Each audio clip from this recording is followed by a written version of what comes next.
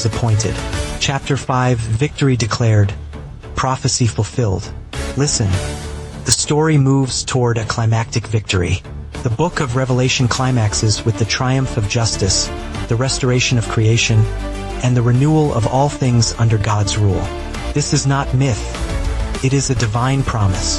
The nations will be judged, evil will be vanquished, and the faithful will inherit a new heaven and a new earth. I proclaim this victory now, not to boast, but to awaken your hope. Victory is both present and future. In the present, victory is seen in acts of mercy, conversions of heart, and communities that reflect heaven's order of love. In the future, victory is consummated in God's final restoration.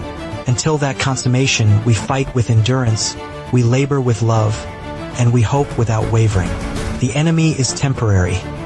The King is eternal. Let that truth steady you.